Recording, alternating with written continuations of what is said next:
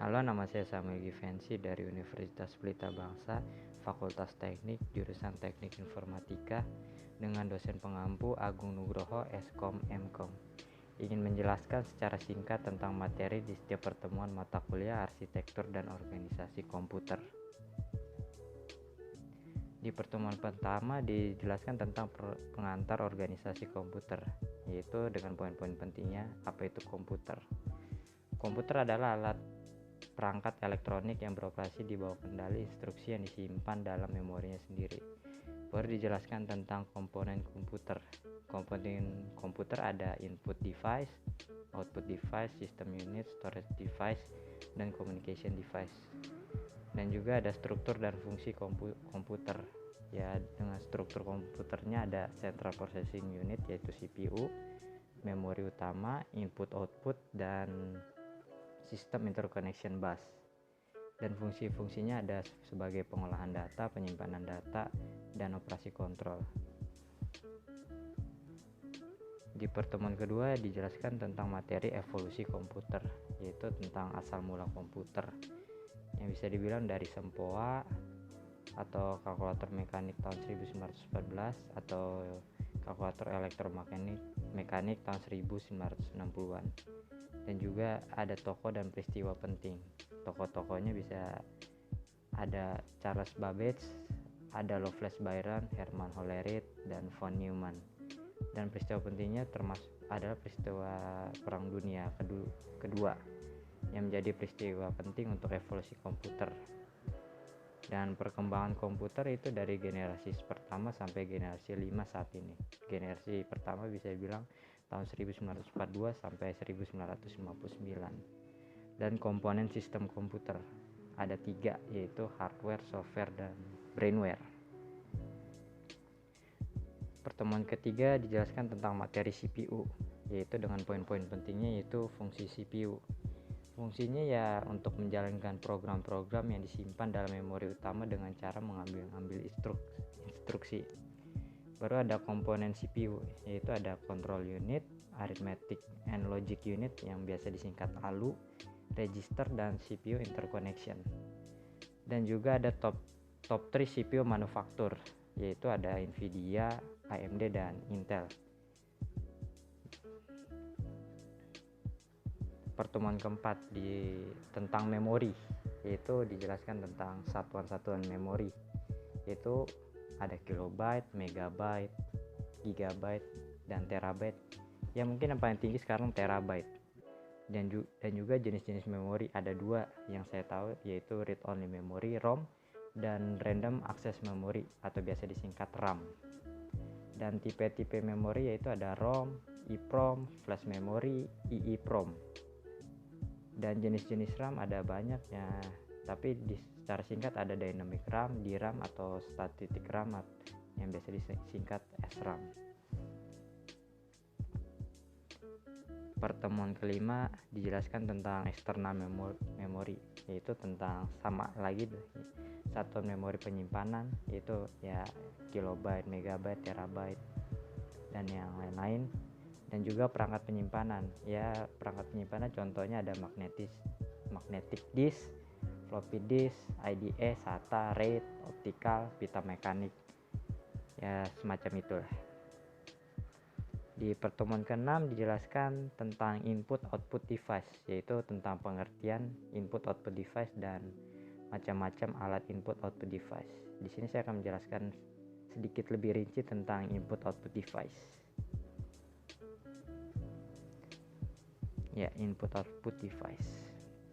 Pengertiannya, input device adalah perangkat keras komputer yang berfungsi sebagai alat untuk memasukkan data atau perintah ke dalam komputer. Sedangkan kalau output device itu alat keluaran, adalah perangkat keras komputer yang berfungsi untuk menampilkan keluaran sebagai hasil pengolahan data. Keluaran dapat berupa hard copy seperti kertas, soft copy ke monitor, ataupun berupa suara. Contoh alat input device. Di sini saya akan memberikan contoh beberapa alat input device, yaitu mouse. Mouse adalah salah satu hardware komputer yang menerima inputan berupa gerakan, tekanan seperti klik dan penggulungan scroll yang dapat digunakan untuk memilih teks, icon, file, dan folder. Berikut jenis-jenis mouse-nya. Nah, ada bus mouse atau bus mouse lah. Mouse yang dapat terkoneksi melalui bus dan terintegrasi pada ISA add-in card. Dan juga ada serial mouse jenisnya ini. Mouse jenis ini digunakan pada komputer di era Pentium 1 sampai Pentium 3 yang memiliki 9 di ujungnya dan disambungkan di bagian belakang motherboard. Baru ada PS2 mouse. Ini mouse tahun 80-an dan booming di tahun 1987. Ini menggunakan konektor berupa 6 pin mini DIN yang dimasukkan dengan konektor berwarna hijau. Baru ada jenis mouse mechanical mouse. Mouse yang memiliki bola di bagian bawah ini sempat populer pada tahun 2008-an. Mouse ini mengharuskan penggunanya menggunakan mousepad sebagai alasnya. Baru ada optical mouse. Ini udah nggak pakai trackball kalau nggak salah. Mouse ini sudah tidak menggunakan komponen bola lagi dan bisa digunakan tanpa memerlukan mousepad. Dan juga ada USB mouse. Nggak mungkin lah nggak ada yang tahu USB mouse. Mouse jenis ini banyak digunakan hingga sekarang. Bagian ujung kabelnya menggunakan port USB. USB itu kepanjangannya Universal Serial Bus. Baru yang terakhir adalah teknologi yang biasa digunakan mouse sekarang ya, yaitu wireless mouse. Mouse terbaru ini sudah tidak memerlukan kabel lagi, melainkan menggunakan wireless. Penggunanya memanfaatkan sinyal melalui wireless yang diterima receiver device pada setiap chip USB.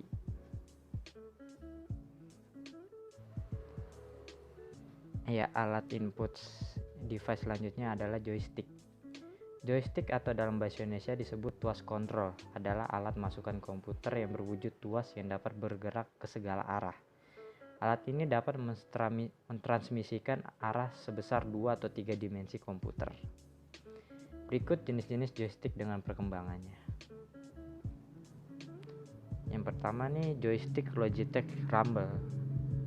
Jenis joystick yang paling sering digunakan pengguna game dikarenakan joystick tersebut dapat digunakan untuk game apa saja. Ya, selanjutnya joystick racing wheel. Jenis joystick ini berbentuk seperti setir mobil dan berfungsi khusus untuk game balap mobil. Ini untuk game balap mobil ya, jangan main Tetris main pakai joystick ini. Ya, selanjutnya joystick Extreme 3D Pro. Jenis joystick berbentuk lonjong ke atas dan berfungsi khusus untuk game pesawat terbang. Wah. Dan yang terakhir ini joystick yang zaman sekarang dipakai anak-anak ya, anak-anak zaman sekarang, zaman now, yaitu joystick gamepad smartphone. Adalah joystick yang digunakan untuk bermain pada smartphone baik itu Android atau iOS. Nah, di sini saya akan memberikan contoh alat output device, yaitu tentang monitor. Monitor dikenal sebagai perangkat output device yang memvisualisasikan data dari komputer. Perangkat ini adalah perangkat terhubungnya interaksi manusia dengan perangkat komputer. Perkembangan teknologinya memang tidak secepat CPU, smartphone, atau hardware lain. Tetapi monitor semakin hari semakin menarik karena selalu hadir dengan teknologi baru. Berikut jenis-jenis monitornya. Yang pertama adalah CRT, cathode ray tube. Mungkin udah ada yang pernah ngerasain pakai CRT kali.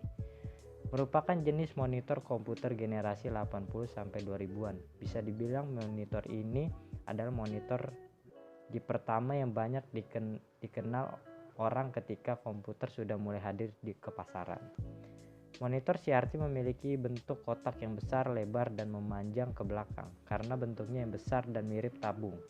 Monitor ini sering dikatakan sebagai monitor tabung.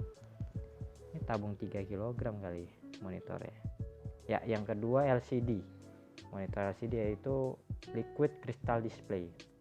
LCD merupakan tipe monitor yang di dalamnya tersusun dari cairan kristal.